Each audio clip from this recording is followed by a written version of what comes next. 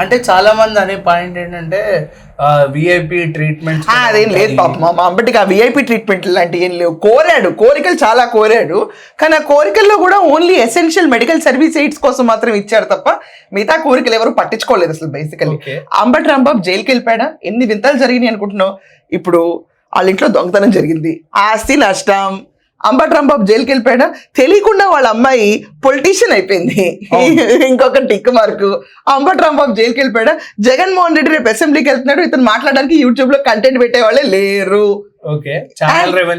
తక్కువైపోద్ది. అంబటి రాంబాబు జైలుకి వెళ్ళిపోయాడా, అసలు ఇప్పుడు స్నేహమేరా నీది నాది అని చెప్పి పాటలు వేసుకుని తిరిగి అంబటి రాంబాబుకి అసలు ఒక్కళ్ళు కూడా నిన్న జైలు దగ్గరికి వచ్చి కోర్టు దగ్గర తీసుకెళ్తున్నప్పుడు రాంబాబన్న మీకు మేము మద్దతు ఉన్నామన్నా అని వంశీ కోసం కొడాలి వెంకటేశ్వర వెళ్ళిపోయాడు, వంశీ కోసం ఇతను వెళ్ళాడు. దాని తర్వాత జోగి రమేష్ కోసం వెళ్ళాడు, జగన్మోహన్ రెడ్డి కోసం రోజు వెళ్తా ఉంటాడు, కానీ ఇతని కోసం ఎవరు రాలా, వదిలేస్తారు అలా. పాపం నిజంగా చెప్పాలంటే పసి ప్రాయం బాధపడుతుంది, పసి మనసు అది.